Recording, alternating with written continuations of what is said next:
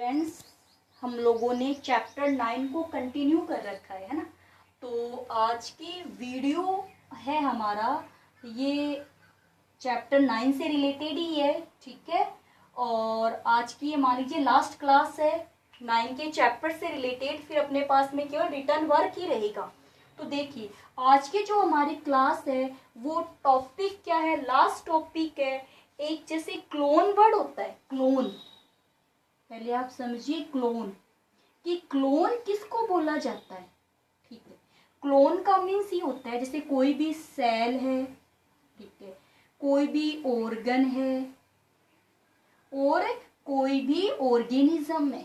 कोई भी सेल है, कोई भी ऑर्गन है, कोई भी ऑर्गेनिज्म है, उसकी हूबहू कॉपी तैयार करना। जैसे आप जीरोक्स कॉपी बनवाते हो ना, नोट्स की जीरोक्स कॉपी करवाते हो, अपने आधार कार्ड की जीरोक्स कॉपी करवाते हो, वैसे ही किसी भी लिविंग सेल्स, लिविंग ऑर्गेनिज्म की कॉपी तैयार करना क्या होता है, क्लोनिंग होता है। और जिसको बनाया गया ना उसको उसका क्या बोला जाता है, क्लोन बोला जाता है। जैसे मैं आपने देखिए एग्जांपल दूं कि आपने जो बायोलॉजी है ना, बायोलॉजी क्या निकलवाई है, जीरोक्स कॉपी निकलवाई है नोट्स की। तो बायोलॉजी के जो पेज है आपके, वो तो आपका हो गया क्लोन वर्ड, ठीक है, वो तो क्या हो गया क्लोन वर्ड। और जिस प्रोसेस से आप करवा रहे हो, है ना, क्लोनिंग के लिए मशीन आती है ना, तो वो प्रोसेस क्या हो जाती है, क्लोनिंग हो जाती है। तो क्लोनिंग एक क्या है, cloning is a process to produce the clone of a cell, to produce clone of a cell, organ and organism is known as the cloning। Clone किसको बोला आपको पता है, जिसकी जीरोक्स कॉपी निकलवानी है, जिसकी हूबहू कॉपी बनवानी है।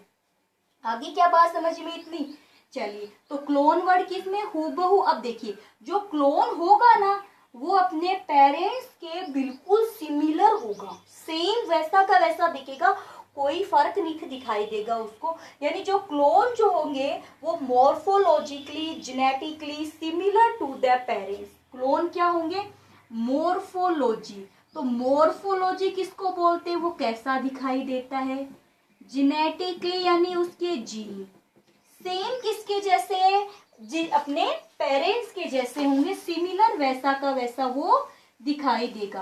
अब देखिए आपके क्लोन समझ गए ना, फोटोकॉपी यानी copies of the cell, copies of the cell, tissue, organ, organism is known as the clone. और this process is known as the cloning. उस प्रोसेस को क्या बोलते हैं, क्लोनिंग। अब देखिए अपन बात करते हैं, एक वर्ड यूज करती हूँ मैं, मेमल्स।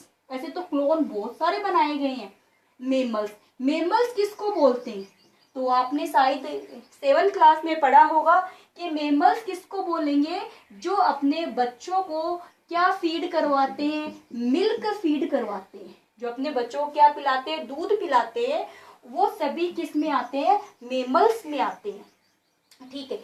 तो जो जिस मेमल्स का सबसे पहले क्लोन बनाया गया था वो एक क्या थी, वो एक सिप थी।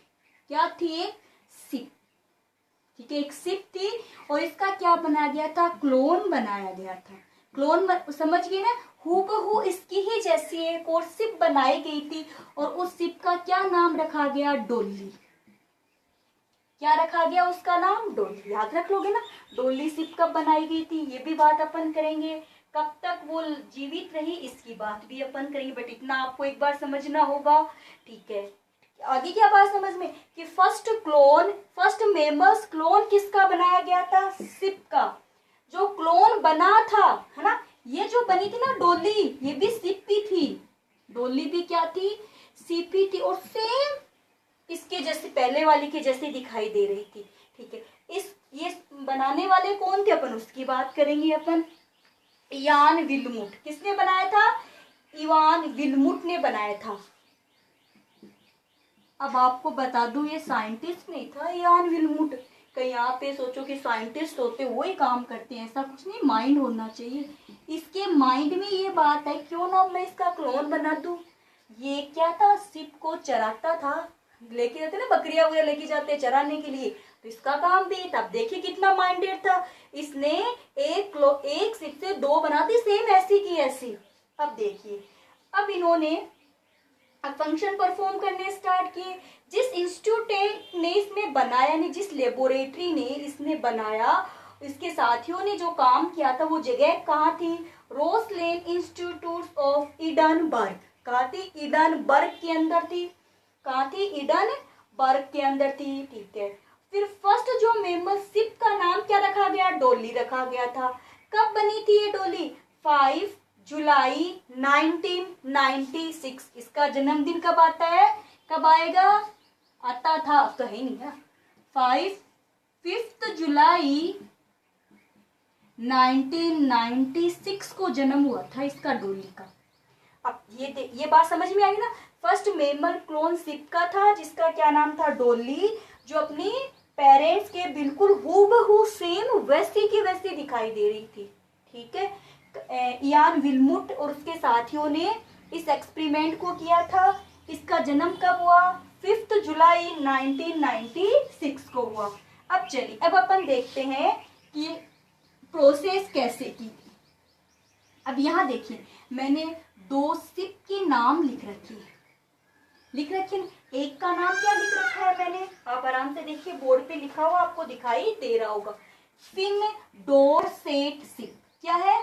Fin Dorset sheep. एक क्या ले रखा है मैंने? Scotch black face sheep. यानी इसका फेस तो कैसा है? ब्लैक, और इसका फेस कैसा है? व्हाइट। देखिए, पहले वाली जो डोरसेट वाली है ना, इससे मैं अपन निकालेंगे मेमरी सेल्स। मेमरी सेल्स पता ना, जो मिल्क का प्रोडक्शन करती है। ये लीजिए, यहां से ये कौन सी सेल्स ले ली? Memory cells. ये सेल्स मेमरी ग्लैंड बनाती है, और मेमरी ग्लैंड फिर क्या बनाती है? मिल्क बनाती है।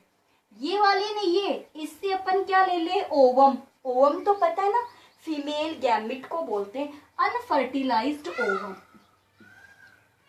Fertilised ovum.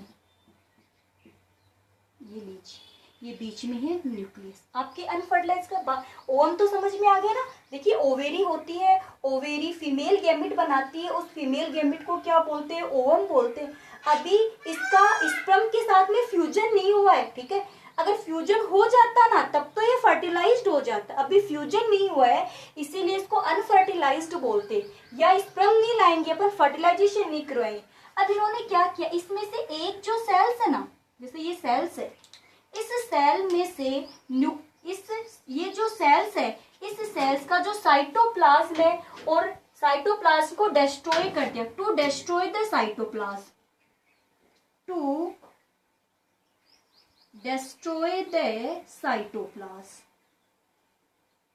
ठीक है, तो साइटोप्लाज्म को डिस्ट्रॉय कर दिया, तो केवल क्या बचा? न्यूक्लियस बचा। केवल क्या बचा? न्यूक्लियस बचा। ठीक है, अब यहां से इन्होंने क्या किया, इसको भी, ये जो सेल्स है, इसमें से भी क्या बाहर, इसका जो न्यूक्लियस है ना, उसको डिस्ट्रॉय कर दिया। इसके किसको डिस्ट्रॉय कर देंगे? न्यूक्लियस को डिस्ट्रॉय कर देंगे। कर दिया, तो इसमें केवल क्या बचा? साइटोप्लाज्म बचा। केवल क्या बचा? ये बच गया बस।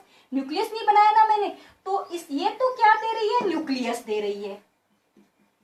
इसका डोनर तो क्या हो गया? ये तो न्यूक्लियस दे देगी, और ये क्या दे देगी? ये दे देगी साइटोप्लाज्म को दे देगी। ठीक है, फिर देखिए, इसका जो ये न्यूक्लियस है ना, इसके न्यूक्लियस को इसके साइटोप्लाज्म के अंदर अपन ट्रांसप्लांट कर देते हैं। कर दिया? ये लीजिए, ये ट्रांसप्लांट कर दिया। देखिए, ट्रांसफर कर दिया मैंने, यानी कि मेमरी सेल का जो न्यूक्लियस था, इस न्यूक्लियस को कहाँ लेके चले जाएंगे? ओवम के साइटोप्लाज्म के अंदर डाल दिया। ठीक है, फिर इससे क्या करवाया? मैनी सेल्स बनवा ली, 2 सेल्स, 4 सेल्स, 8 सेल्स, और उसके बाद में अब ये जो एग बना, इस एग को कहाँ वापस डाल देते? किसके? यूट्रस में डाल देंगे अपन। इसके यूट्रस में डाल दें। यूट्रस में फर्दर डेवलपमेंट होता है ना, एम्ब्रियो बनेगा। तो एम्ब्रियो बनाने के लिए हमने इस फर्टिलाइज्ड फॉर्म को, जिसके अंदर साइटोप्लाज्म तो है ब्लैक फेस एवी का, और न्यूक्लियस किसका है? फिन डोरसेट का है। इस स्ट्रक्चर को, इस एग को कहाँ डाल देते हैं? Uterus of black face EV के अंदर डाल देते। फिर आगे जाकर के इससे क्या बनेगा? जाइगोट। जाइगोट से क्या बनेगा? एम्ब्रियो बनेगा। जाइगोट बनेगा, जाइगोट से क्या बनेगा? एम्ब्रियो बनेगा। और एम्ब्रियो से क्या बनेगा? एक ऑफ स्प्रिंग बनेगा, एक नई सिप का जन्म होगा।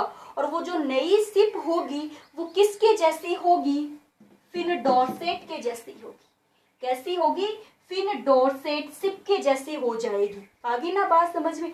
अब आपको ध्यान में रखना है कि कैरेक्टर्स किसके पास होते हैं? कैरेक्टर्स न्यूक्लियस के पास होते हैं। ये इसके जैसी नहीं बनी ना, क्योंकि न्यूक्लियस किसका लिया था? फिन डोरसेट सिप का लिया था, इसीलिए वो किसके जैसी हुई? फिन डोरसेट सिप के जैसी हुई।